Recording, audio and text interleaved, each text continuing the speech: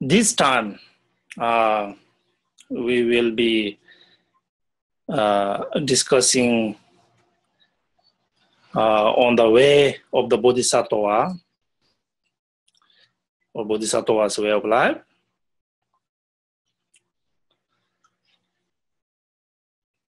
The reason I choose this as a second subject for us to discuss is because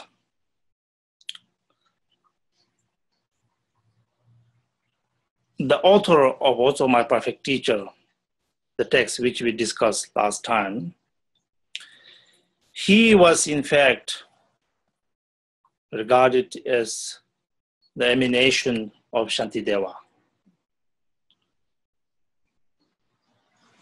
So he was the one who taught this very text, the way of the Bodhisattva, over 100 times.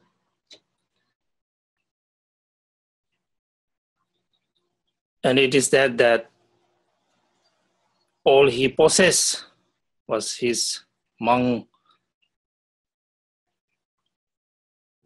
robe, a begging bowl, and a copy of this text. So we know that his teachings, also my perfect teachers, and also other teachings that he gave, the text we still study, his source of inspirations to become such wonderful great masters, to compose so many texts. All the source is this text, Bodhisattvas, the way of the Bodhisattva text that he cherished so much. So I thought, since we complete the words of my perfect teacher, composed by Rinpoche, now studying on this text, the very text that Rinpoche studied so much and meditated so much upon and put into practice, is very relevant. So therefore, I chose this subject to discuss in our second class, online class. Okay.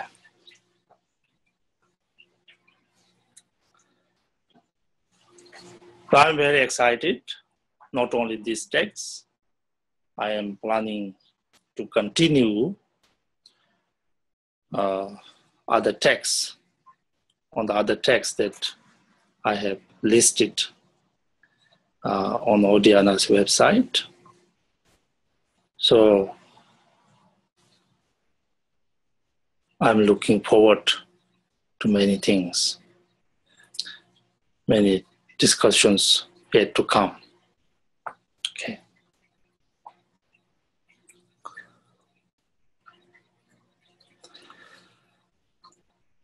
Now,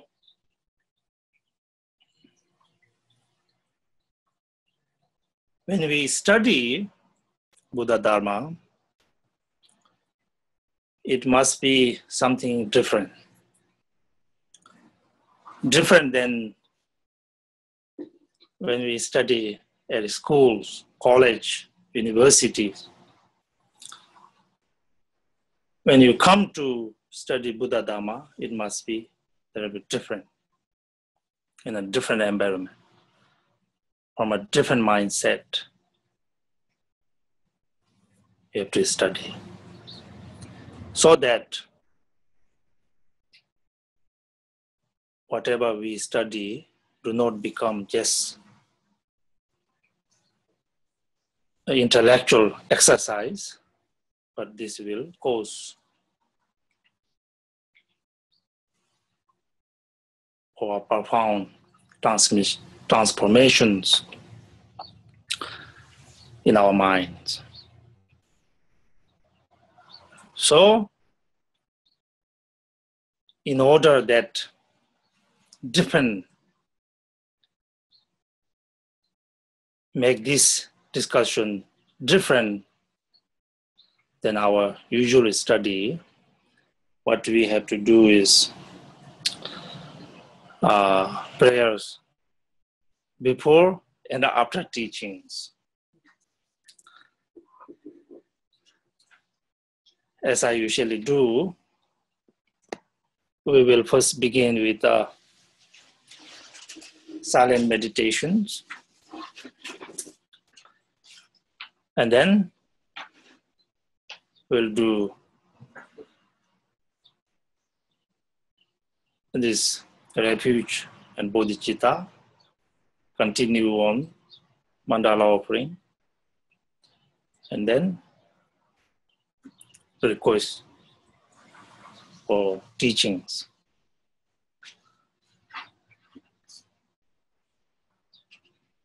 And then I will talk about this subject, explain things on this text. And then after that, when I finish my explanations, if you have any questions, you're most welcome to ask. I will try to answer whatever I know that. So, I must say, from my side,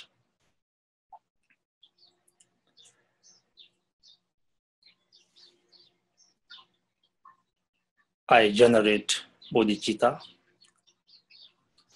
That these teachings that I share with you to be something meaningful. With this, we practice. With our practice, we become enlightened for the benefit of all beings.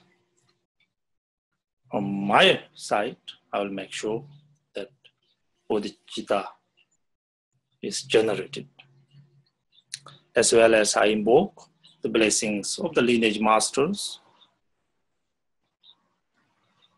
So I'll do all these. And now from your side, again, to become these discussions are meaningful, spiritual dharma, so you go to try to generate bodhicitta. That is, you're listening this in order to put into practice for the benefit of all motherly sentient beings. Normally, we do things for ourselves. That's how life is. But here, try to change your motivations.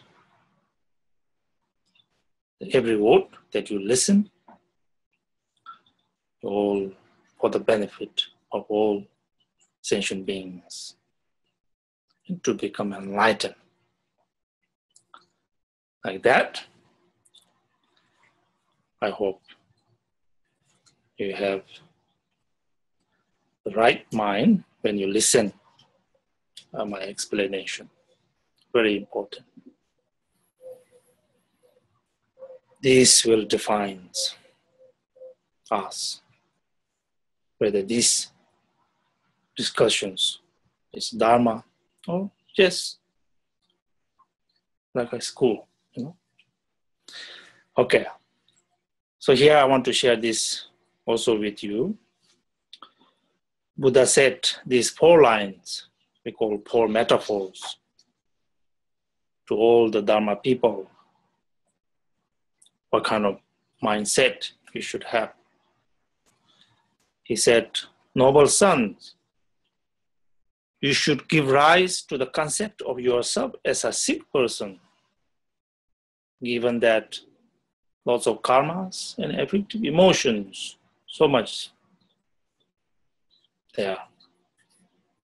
With that, sentient beings, so much sufferings. as long as these laden with these samsaric thing, sentient beings, like a sick person, always sick in the endless sufferings of samsara. And the second line, give rise to the concept of dharma as your medicines. As a sick person, we need medicine. The dharma is the medicine. We think like that. Third line, give rise to the concept of intensive practice as a fast cure for your illness. Now, in order to cure one's sickness, one must take the medicines. Likewise, to be healed from this samsara, the cause of sufferings, afflictive emotions, and so forth, one must take the medicines. One must practice the dharma. Practicing dharma is like taking medicines. In order to cure from sickness, one must take medicines. In order to liberate from this ignorance, this affective mind, one must practice the dharma.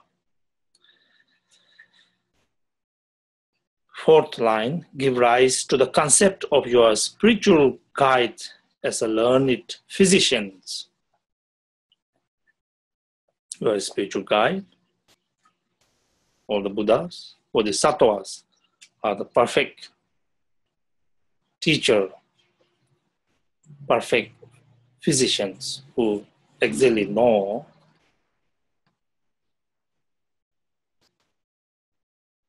what to be cured and the method.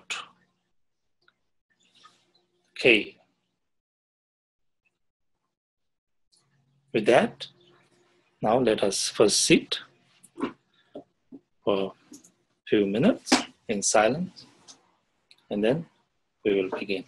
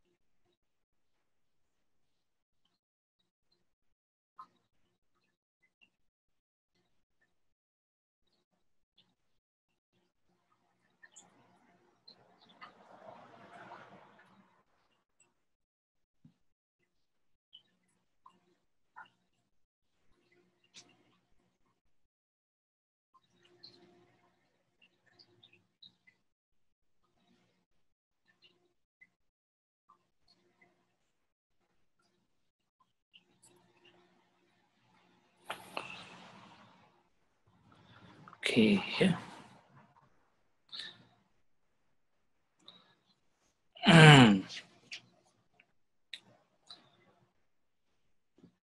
Let us do the prayer before teaching.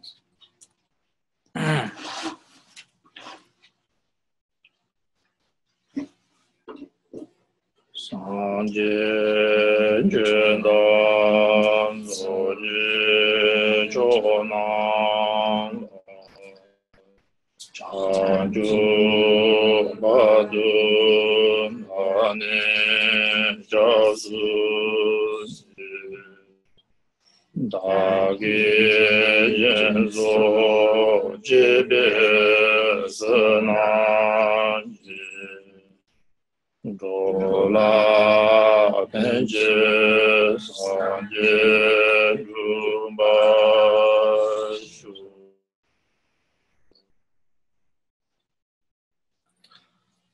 Mandala opening. Saje Beje Chushin Medona Jera Lenji Ninde Jembadi Sanje Sendo Mede Buai Lokananda Shinra Jabasho Edang Guru Rena Mandala Kamneya Daya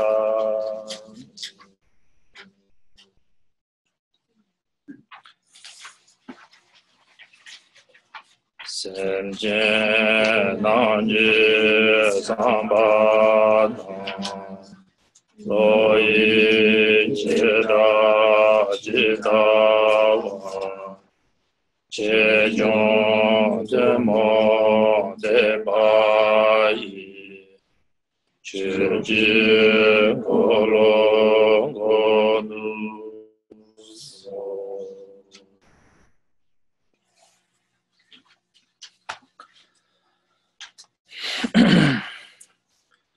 Tesum Sanje Dam Jejin Go Redajin Go Jada Gane Zame Tuji Danye Gosum Jeji Jabi Jabi Dema Mabal Gorado Dide Gosum Guba Jimbe Gane Chaza Chazu Jo Jo Netsara Dangji Dodo Cha Jimbe Gane Jesu Songwa Zedo So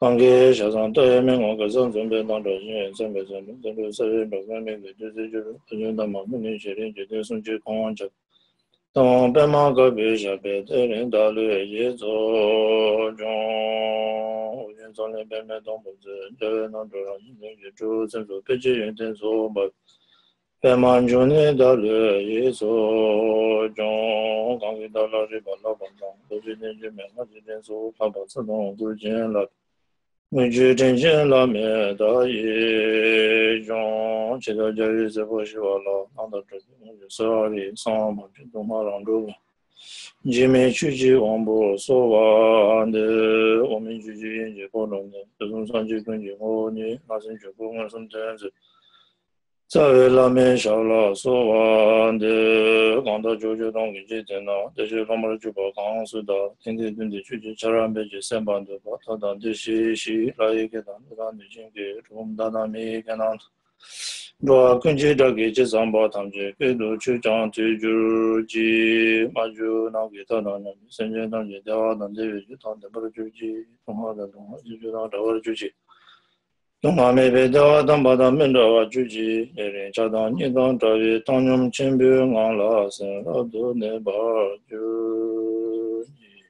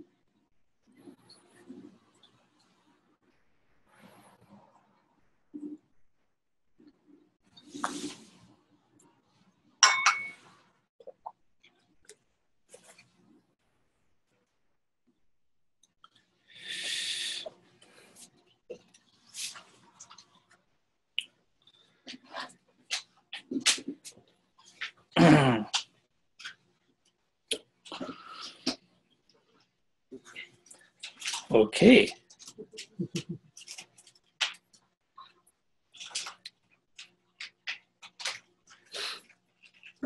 Now, let me begin with first title of the text, The Way of the Bodhisattva.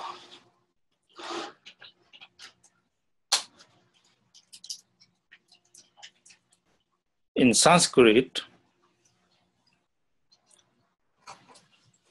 Bodhisattva Jaya Avatara is the name for this. In Tibetan,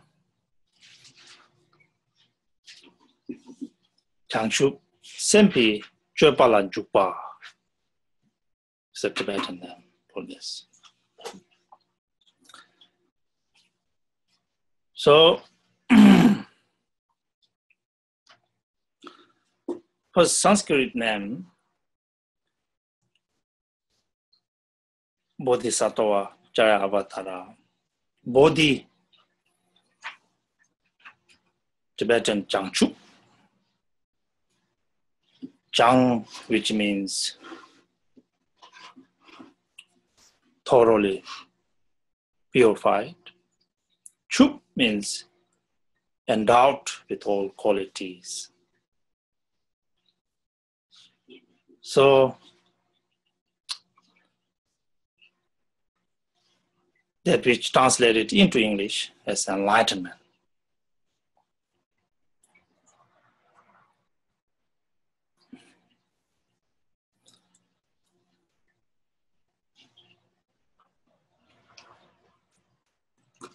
Changchu.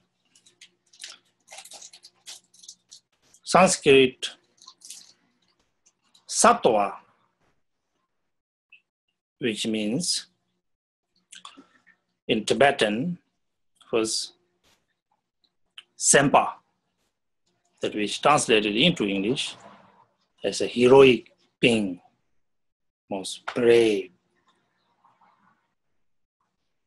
being.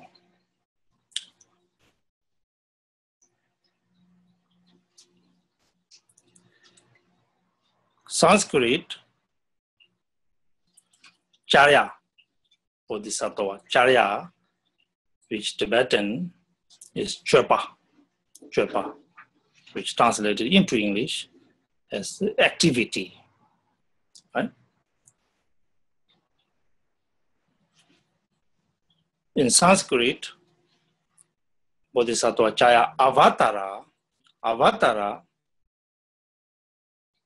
which translated in Tibetan as Jukpa, which translated into English as entrance. So these can be translated as an entrance to the activities of the Bodhisattvas.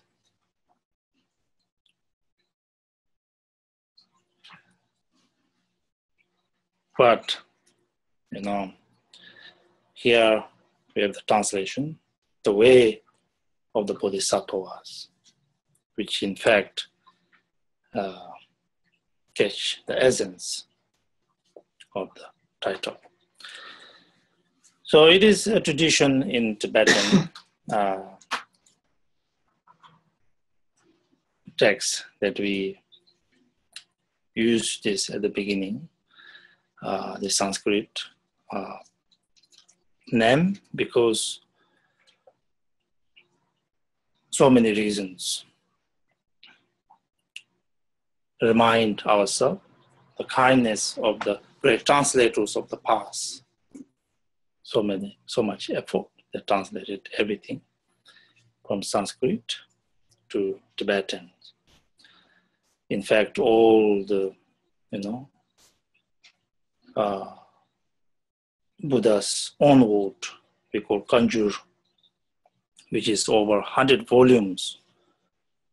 Tenjur, which is the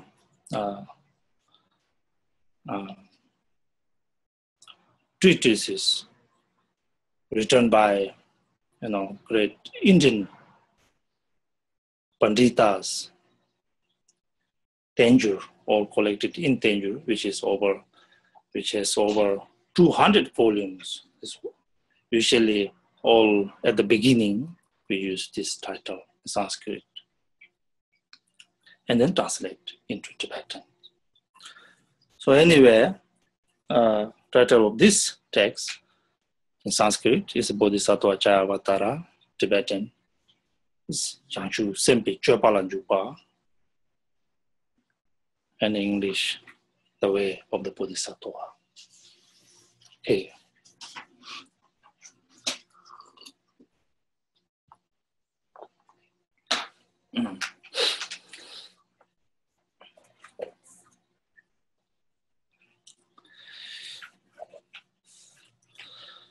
Now, before we begin the text, I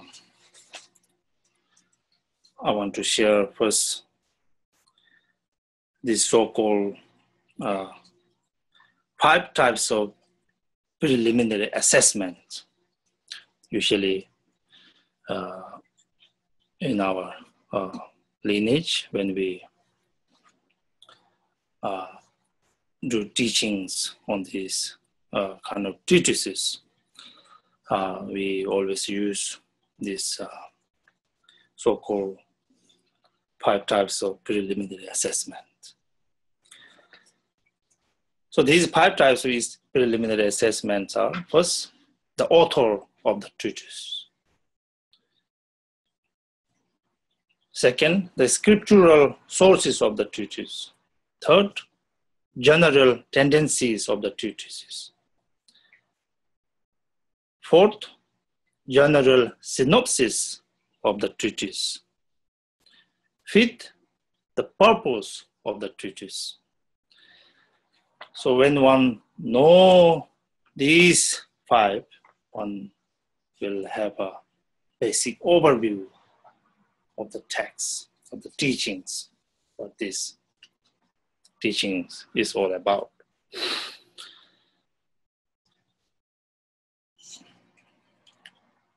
Now the first, the author of the text, these treatises. Who actually composed this? The Way of the Bodhisattva. The Way of the Bodhisattva was composed by Shantideva, a great Indian scholar and accomplished great masters in early 8th century.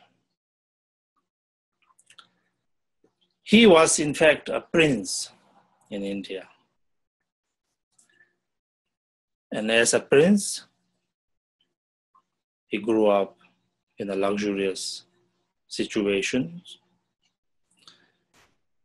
And when he was ready to take his father's throne, become a king, instead of becoming king, he left his palace and went to the Nalanda University, which is one of the greatest universities. Some scholars say it's the first universities in the world.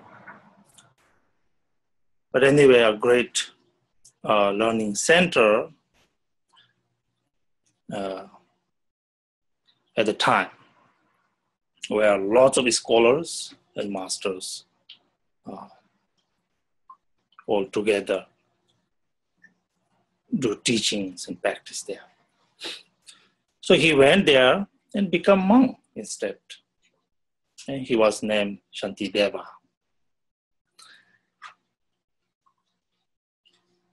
And since become monk, of course, he dedicated his time to practice and to study Buddha Dharma. He was a great, great teacher. And there was a tradition at the Nalanda University that time to time you have to give teachings, especially those who are good monks. They take turn and give teachings.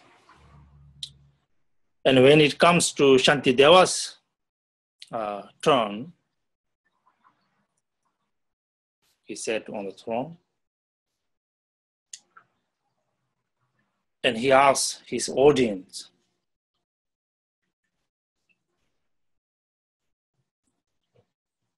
he said, would you like me to recite something like Buddha's teachings that already has been recited before or has been said before, or would you like me to say something that is completely new?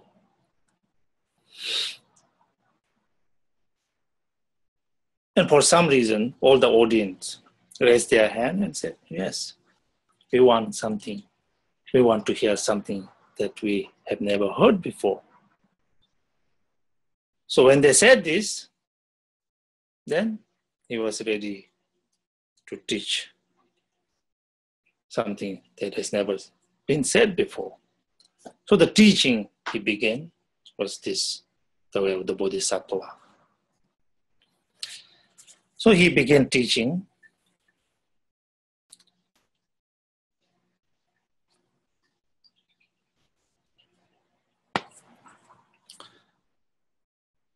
It has, this way of the Bodhisattva has 10 chapters. So he started teaching. As he started teaching, audience actually saw Manjushri was actually with him in the sky with Shantideva. It was amazing. And anyway, he continued to teach. And when he comes to the 9th chapter, chapter on wisdom, when he was teaching chapter on wisdom, when this phrase comes, this phrase like this: when real and non-real both are absent from before mind, nothing else remains for mind to do, but rest in perfect peace from concept free. When he comes to these verses, it is said that all audience saw him arise from his throne together with Manjushri, arise from the throne into the sky and continue teaching on wisdom chapter, but his physical body disappear in the sky. So rest of the chapter on like dedication, 10th chapter, the audience heard, but after already Shantideva's body disappeared in the sky with Manjushri. So that's the way how these teachings came into being. And later on, those in the audience who memorize all his teachings now put together this down. So become this way of the Bodhisattva text. So this is the first preliminary assessment. The author of the treatise, who composed this text? Shantideva. Right? Are we clear?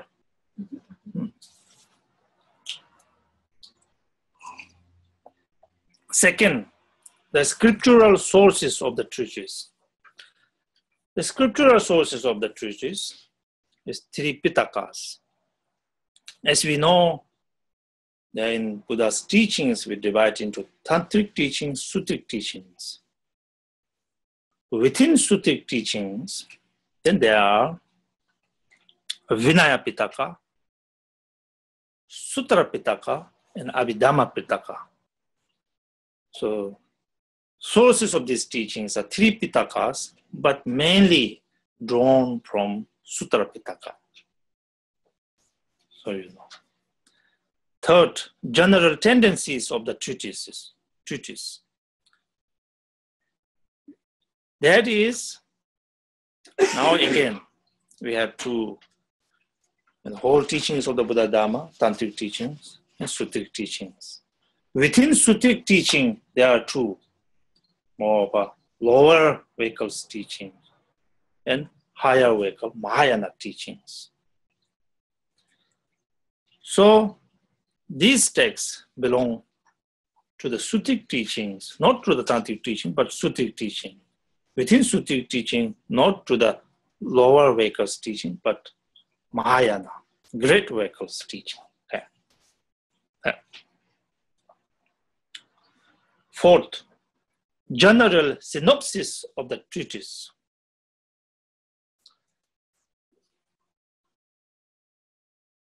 That is important. So here, two things. Bodhichitta, and then 6 paramitas, 6 perfections. These two are the subjects of this text, the main teachings. In fact, within these two, all Mahayana path, all the path is completed within these two teachings. Now, since these two are the main subject, maybe I have to say a few words about Bodhichitta and then 6 paramitas. That which is basically the subject which we will be talking throughout the time in this text, but there will be overview to you. Bodhichitta actually we divide in 2 sections, relative bodhicitta and absolute bodhicitta. Relative bodhicitta working on a conceptual level, whereas ultimate bodhicitta is the realizations that attain by the merit of practicing relative bodhicitta. In another word, this absolute bodhicitta is also realization of emptiness. So realization of emptiness comes from practicing relative bodhicitta. Absolute bodhicitta comes from relative bodhicitta. Without relative bodhicitta, absolute bodhicitta cannot be there. Without the absolute bodhicitta, realization of emptiness, the real relative bodhicitta cannot be arisen. Somehow, realization of emptiness and on a conceptual level, this relative bodhicitta go hand in hand. Now on a relative bodhicitta, what is the relative bodhicitta? Usually, we always use the quotation from Buddha Maitreya. Buddha Maitreya said like this: arousing bodhicitta is for the sake of others, longing to attain complete enlightenment. Right? That is the definition Buddha Maitreya gave. Again, arousing bodhicitta is for the sake of others, longing to attain complete enlightenment. Everything is for the sake of others. There's no selfishness, no for self. For everything, bodhisattvas always care for others, for the sake of other beings. That's a compassion, the greatest compassion. And long for to attain complete enlightenment. One aspect, longing for complete enlightenment. Is it complete enlightenment? Only attaining complete enlightenment, there you cease all the sufferings. So I won't go much detail in it because this will be something we will be talking about all the time. You will know. So anyway, bodhicitta is not a foreign to us, of course. every time we do sadhana practice, there comes refuge and bodhicitta, which we just did. And bodhicitta is the motivation, caring for others for the sake of all beings. May I attain Buddhahood. I will attain Buddhahood. I will become fully awakened for the sake of all sentient beings. That is actually bodhicitta. That kind of bodhicitta one must have as a motivation to do any dharma, virtuous things. So this kind of motivation is the motivation when it comes to dharma.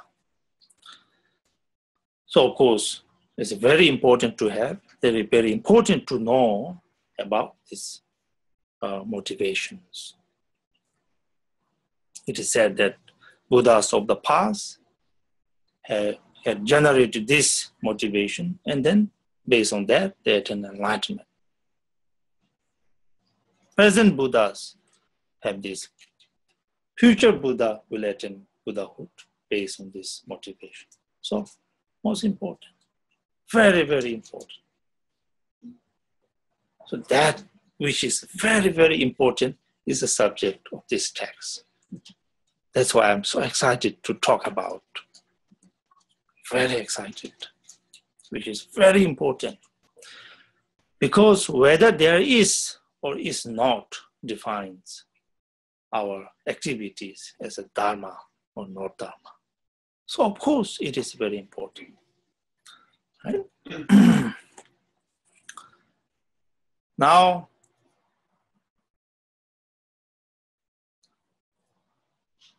six paramitas or six perfections. Cool. These are, as many of you know, perfections of generosity, perfection of discipline, perfection of patience, perfection of diligence, perfection of meditation, samadhi, perfection of wisdom. So these are the six paramitas that which, again, we will be discussing very much in detail. So I won't go much into detail. Okay, that gives you general idea. And then last one.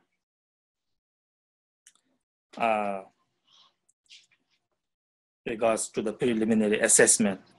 The purpose of this treatise. Purpose of this treatise, of course, at the time, Shantideva gave to this audience, to this Nalanda University's monks. But this is not just for those monks. This is for all sentient beings. To understand the bodhicitta. With that, and then, put into practice, ultimately, to attain enlightenment. So that is the purpose of this text. Okay, now to our text.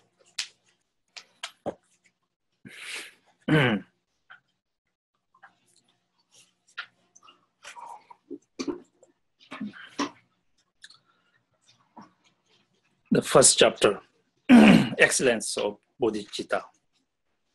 To begin with, first here,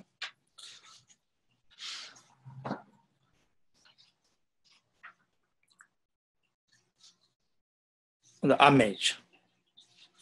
So this homage to all the Buddhas and Bodhisattvas, we call translators homage. So let me say a few words about it, because in some ways it's important. Translators homage. That means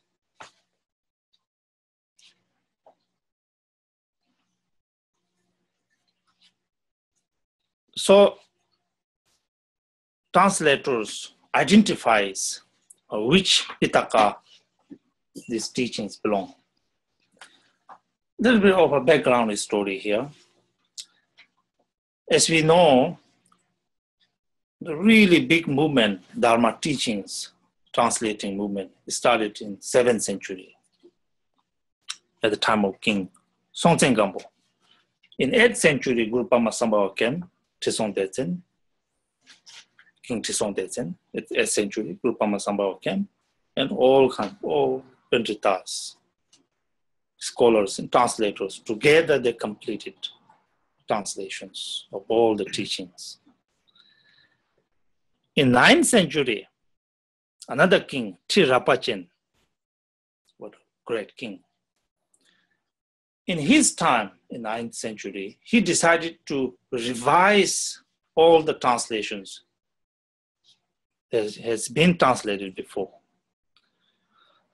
So it said that in the history, he did 3 major events in which he called all the translators and paramitas together. They revise what word, Tibetan word, they are going to use for this specific Sanskrit word. So I sometimes wonder, maybe like this kind of should happen in the West when we translate teachings from Tibetan to English. Translators have been using different words. So anyway, that's a different story. Here, when he invited all these translators and panditas together, that time he said, so far, all the translators, they pay homage, translators homage. When they pay homage to their own idam deities, their own deity practice, who they are affiliated with. Different deities pay homage. There's not a rule there, different paid to different homage to different deities. For that reason, Rinpoche, the great king, said to all the translators, now let us do this. Translators homage. Let us do, pay homage to a specific, different way, so that the text, we can identify the text to which Pitaka it belongs. So that in the future, when people read this text, at the beginning, they will know this text, which Pitaka this text belongs to. So, here, now 3 Pitakas. Vinaya Pitaka. Vinaya Pitaka is what to be abandoned, what to be adopted. Ethical disciplines. Many detail, really, incredibly detailed. So why these are in detail is because becoming monk and nun means you are absolutely committed to put the law of cause and effect into account. And you are not going to do anything that is negative karma. You're always into positive karma. So Vinaya Pitaka has to do with the infinite law of cause and effect, karma. So in detail, how really karma works, we say peacock's feather with lots of different features and design.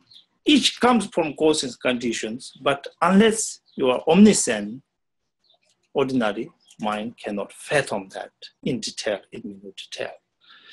So therefore, they decided at the end, if the text belongs to Vinaya Pitaka, let us say the homage, translator's homage is to omniscient one. So they decided that. So all the texts, if they belong to Vinaya Pitaka, it begins with the homage to omniscient ones. Now Sutra Pitaka. Sutra Pitaka mostly happen question and answer kind of manner. The students ask the question. In this case, Bodhisattva asks the question to Buddha. Buddha answered that. And kind of question and answer way, Sutra Pitaka came into existence. So therefore, they decided, let us pay homage to Buddha's Bodhisattvas. So this text, sources of this text, actually, of course, all three Pitakas, but mainly from Sutra Pitakas. And the last, Abhidhamma Pitaka. Abhidhamma Pitaka, in which detailed teachings of aggregates and elements and interdependence, all these things, it's really objects of wisdom. So therefore, if it's Abhidhamma Pitaka, they decided to pay homage, pay homage to noble and ever youthful Manjushri. Pay homage to Manjushri. If the text begins with that, that means this text belongs to Abhidhamma Pitaka. So like that. Okay. Now here,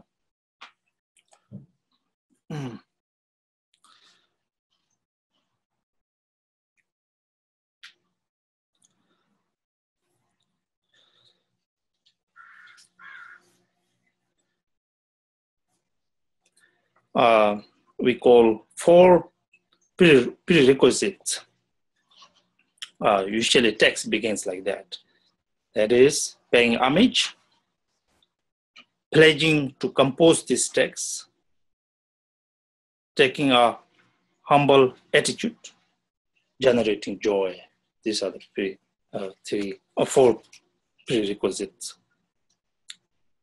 Now, first paying homage. First paying homage, this first stanza, these 2 lines actually is paying homage.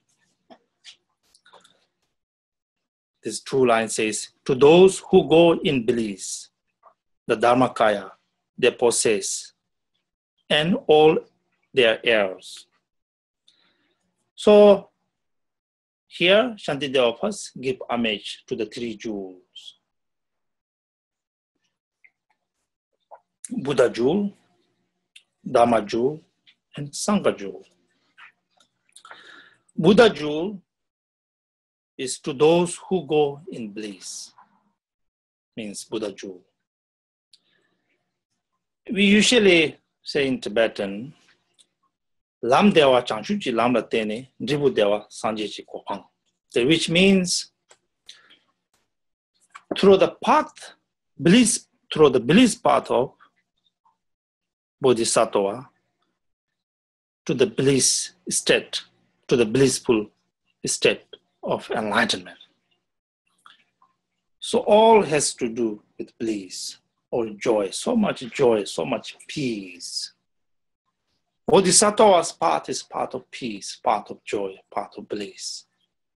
Attaining enlightenment means ultimate joy, ultimate bliss. Through the path of bliss to the state of perfect bliss, blissful state. So, who go in bliss? Those gone in bliss. In Sanskrit, sugata. Su means bliss. Gata means went to that blissful state. In Tibetan, deshik. De means bliss. Shek means to that. Gone to that bliss. So in commentary, we talk about beautifully gone to the bliss, which means beautifully means without stain of any samsaric phenomena, like karma and affective emotion. None of this, completely free with that, gone to bliss. That's beautifully gone to bliss. Gone to bliss without returning, that which means Buddhas, when they enter into that bliss, there's no cause to return to samsara and suffering. That is, gone to bliss without returning. and perfectly gone to bliss has to do with all the enlightened qualities, with all the enlightened qualities of infinite wisdom, compassion, love, gone to bliss, are the different explanations, the way in which they gone to bliss, the perfect Buddhahood. And the next, the Dharmakaya, here Dharmakaya, when we talk about three kayas, there's Dharmakaya, Sambhogakaya, Nimanakaya, but here Dharmakaya is referring to the Dharma of realizations. One must know, actually we will discuss about this, Dharma has two aspects, Dharma of realization and Dharma of transmissions. Dharma of transmission is teachings, all this text, all this has to do with Dharma of transmissions. Dharma of realization is when you practice this teaching, then whatever realization you attain from the teaching are Dharma of realizations. That Dharma of realization is then Dharmakaya. So therefore, in the commentary, it said, when it says Dharmakaya, which means Dharma. First, to those who go in bliss is Buddha, the Dharmakaya is Dharma, and all their heir is the Sangha. Sangha. Their heir of the Buddha, of course, are the Bodhisattvas, the practitioners. So, in this we talk about three sons of the Buddha, the physical sons of the Buddha, like Rahula, and a speech son of the Buddha, like Arhat, those practitioners, and lesser vehicle. Heart sons of the Buddha as a Bodhisattvas, followers of the mind of heart. So anyway, these three, Buddha, Dharma, Sangha, Shantideva gives pay homage. And to all those worthy of respect, I reverently bow. That's it. Second, pledging to compose this text.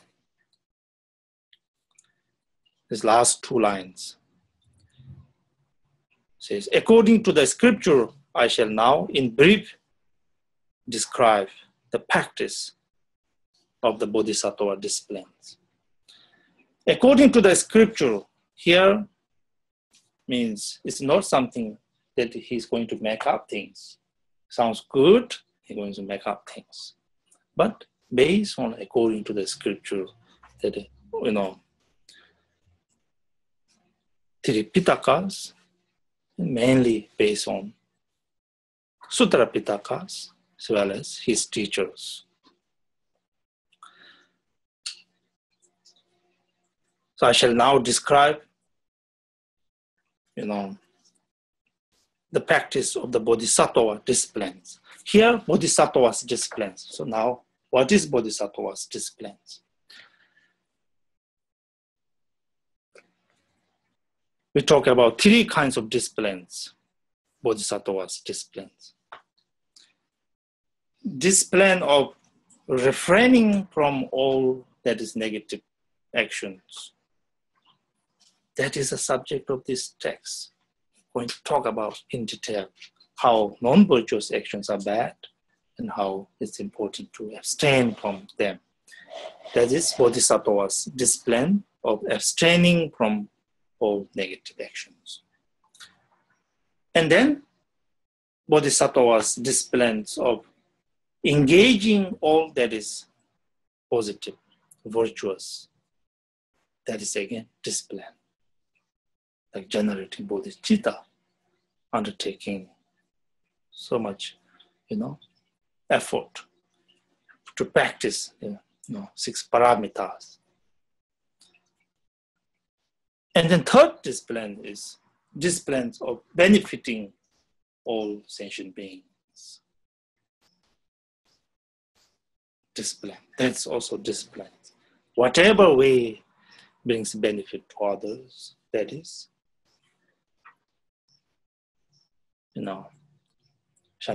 that is the Bodhisattva's actions, trying their best to bring benefit to sentient beings. That is disciplines. So now here we have Bodhisattva's disciplines, abstaining from negative deeds, discipline of adopting all positive, engaging into positive, and discipline of working tirelessly for the benefit of all motherless sentient beings. So this is what Shantideva is going to describe.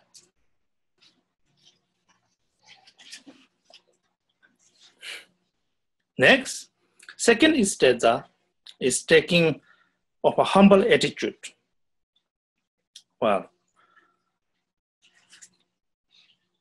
humble attitude or humility is one of the greatest quality of a being. So to be humble is very important. So here is what Shantideva says. Here I shall say nothing that has not been said before. Everything has been said before. Buddha, of course, and then like the great masters like Nagarjuna, Ayadeva, Asanga, Vasubandhu, everybody came and said before. Not only that, and in the art of proceeding, I have no skill.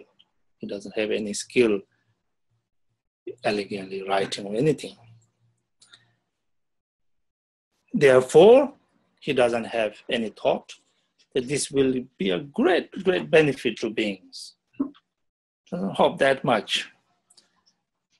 But then, what is the reason that then you compose this text? And he says he composed this text in order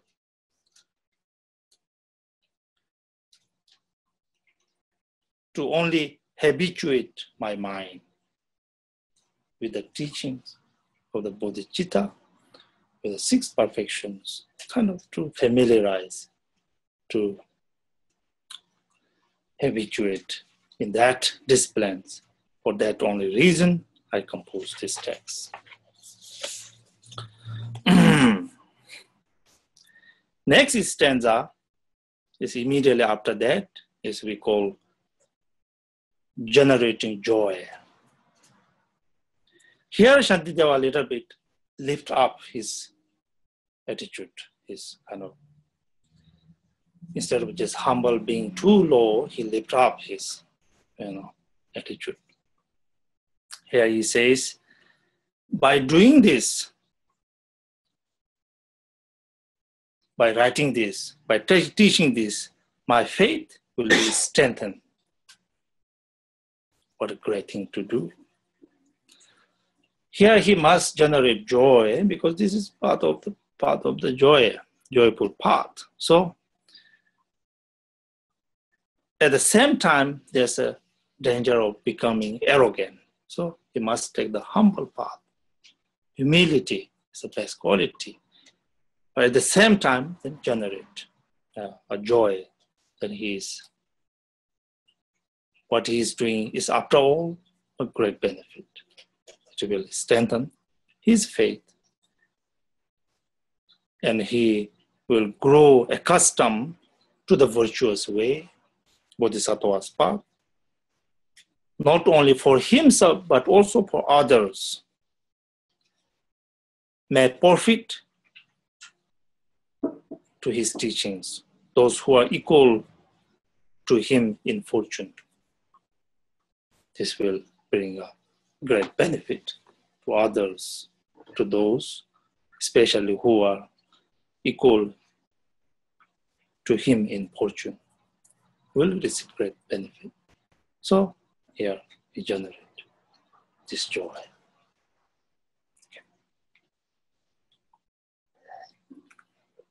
So these four are called four prerequisites. To begin the text, this four must be there. Now we come to the real teachings, the main subject.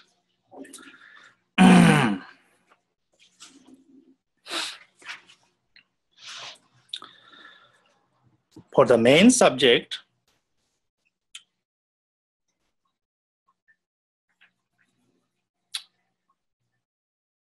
first I will give you this overview of the whole teachings.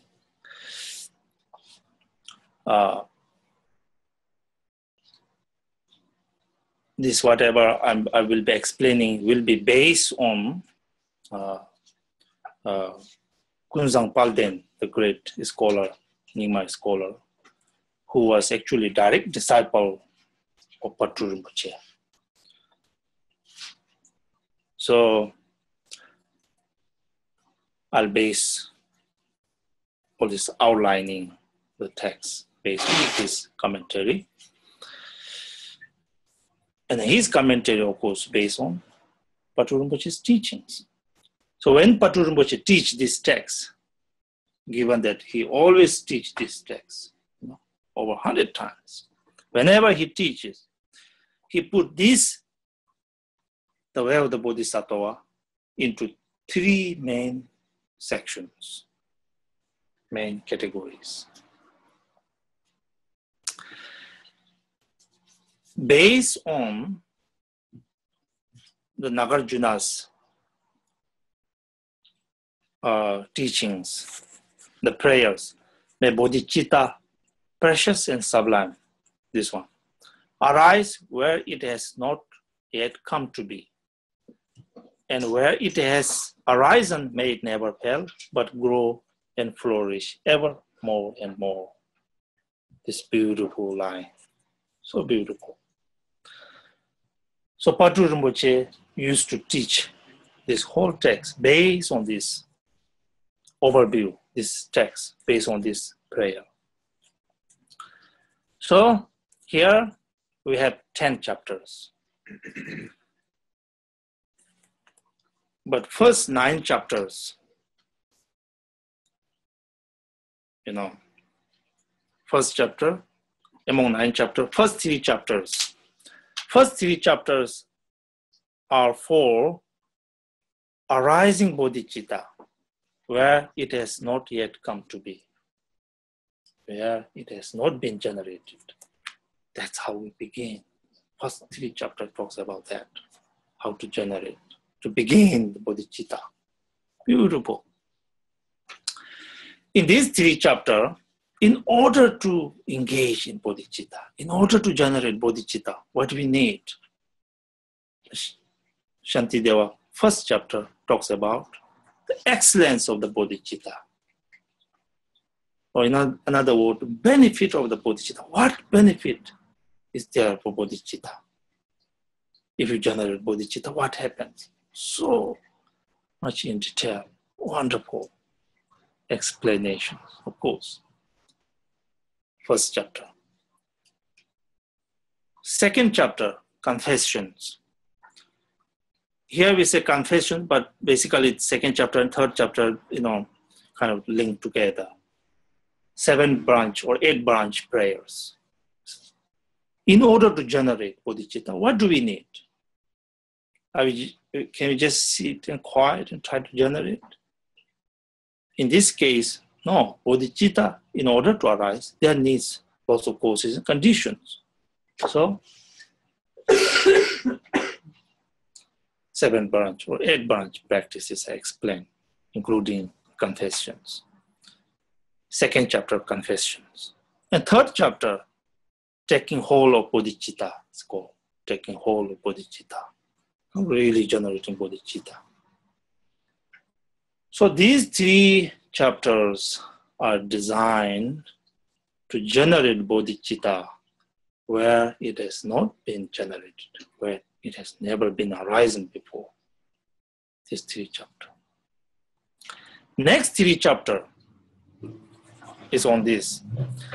Where it has arisen, may it never fail, may it never decline, may it never diminish. So in order not to diminish, that has been already arisen. So here, Shantideva, again, 3 chapters. Chapter begin with, first, what do we need? In Tibetan, we call payu, but here, carefulness, chapter on carefulness. Once you generate it, you have this quality, you have wonderful. But again, causes and conditions. For some reason, everybody shakes our comfort zone. So, carefulness, chapter on carefulness, how to be careful. Once you have this precious jewel like mind has been already generated, now you have to protect it. How to protect it? With carefulness, teaching on carefulness. Second, talks about vigilant introspections. Ultimately depend on your mind, whether you let it declining or let it ever grow. So, check your mind. Vigilant introspection. Shijinki level, Tibetan. Basically, constantly examining your body, speech, and mind. Making sure. Third, patience. What do we need when somebody shakes our comfort zone? We need patience.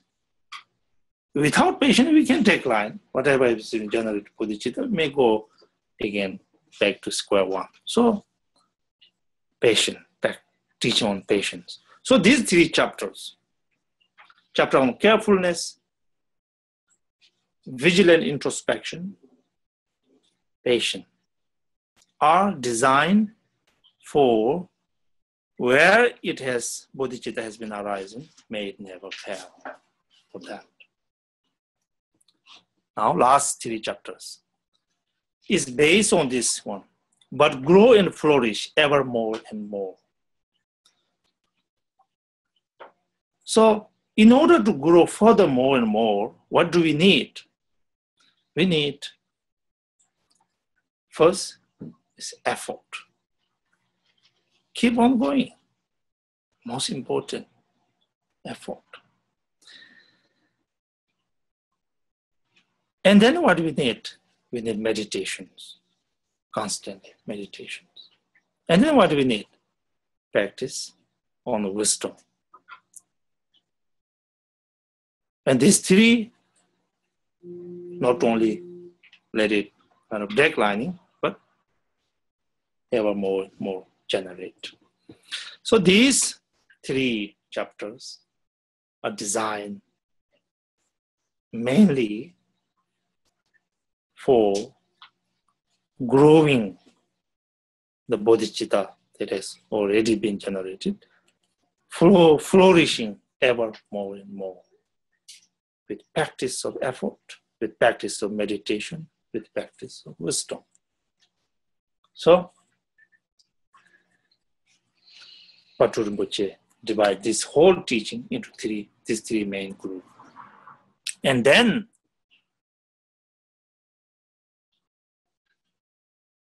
the last 10th chapter is dedication of merit. Dedicating. Of course, anything Bodhisattva would do, Bodhisattva thing is for the sake of all sentient beings. So, dedicating the merit to all sentient beings. I think we are not doing that good in time. The time is not good. But give me more, maybe 5 minutes. I want to really begin this, the main text. Okay. Now you know what is the overall teachings of this text.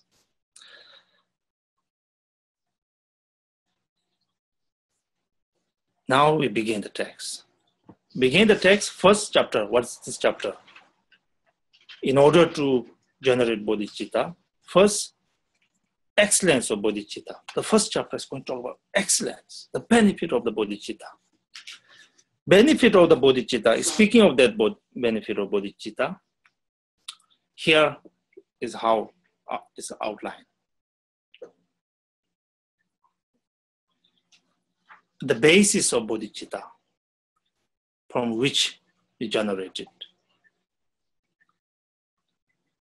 And then the benefit of the bodhicitta. So let me today just, not taking a long time, but let me just say a few words about the basis of bodhicitta. Shantideva really talking about, when he really talks about benefit of bodhicitta, he begins with what is the basis from which we generate bodhicitta. The base, he talks about two bases, the physical base and mental basis. This fourth stanza is physical base. This line, why I want to really do it today is because this line has been really used in many texts. In fact, this whole text, as you know, when we do Bodhisattva ceremony, the whole text is from this text. From this text, we do Bodhisattva ceremony, vow ceremony, Bodhisattva vow ceremony. We do. Likewise, when we do like Buddha Puja, in the confession, there's a long prayer from this second chapter. Not only that, in many prayer books, many sadhanas, pieces of this text is everywhere. And one of the good examples is this one. This stanza is everywhere, especially in Hondo practice. In Hondo practice, what we do is first is appreciating this precious human life. And this quotation is always there. So here, Shantideva begins with, what is the basis of bodhicitta? First is this body. This body of us, this physical body. This breathe. This we can do anything with this body. This is very precious. This is so precious because it is not something that this very body we're talking about, not general body, okay, your own body, that you are listening, that you have an ear to listening, that you have an eye to watch. This is so great, so wonderful, so precious. This is not just happen to be here. It is from many causes and conditions. It is amazing that this so hard to find the ease and wealth. Some translated as, sometimes it's advantages and freedoms. So many freedoms. In fact, this body is not born in hell realms, not born in hungry ghost realms, not born, imagine born in a dog or a cat. What else we would do? Wow, we are born in a human realm, human body. Isn't that amazing? So freedom, so much freedom we have, so much ease we have, not being born in such circumstances. But precious human life, so amazing. Really think about that. There are five kind of, we talk about. In the note here in this book, it explains what are the, all these different,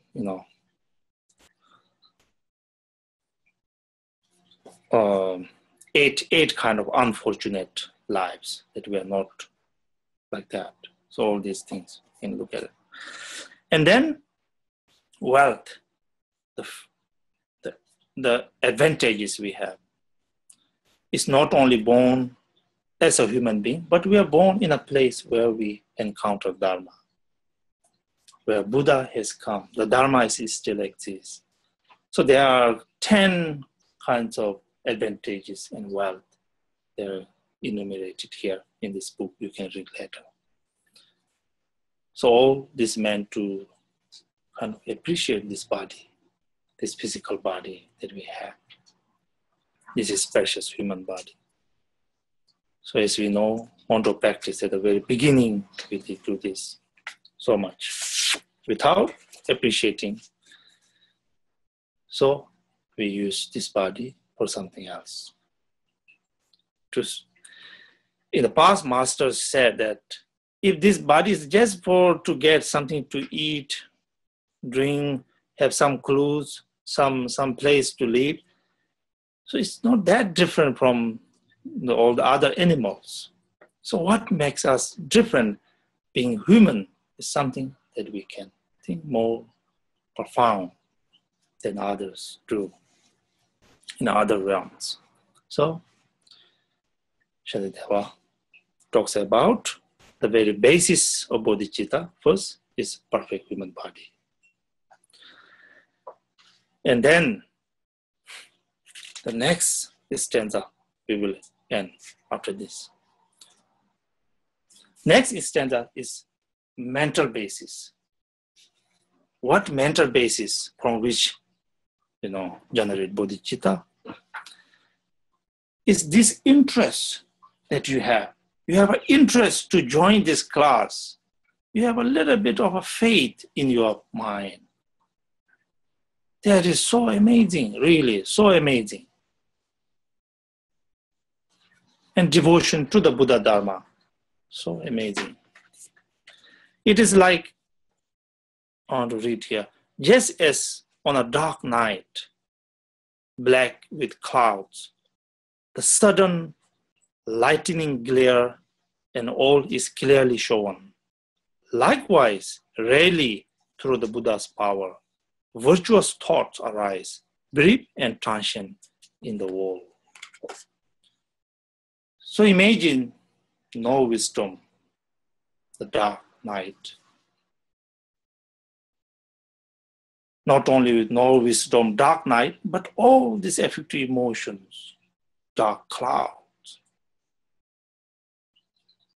In such circumstances, all of a sudden, almost for no reason, of course there's cause and condition, but for us, almost no reason, certain kind of faith, genuine interest to practice Dharma, genuine interest to study this kind of text just pops up all of a sudden. That is like just as in this dark night, lightning, momentarily clear up, see things, everything. So this really in Tibetan, Oju Kechiram, it's a beautiful, most beautiful stanza. And it's very profound.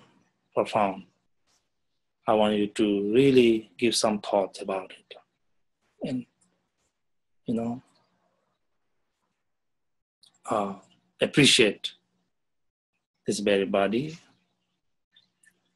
and appreciate that this very thought, interest to Dharma.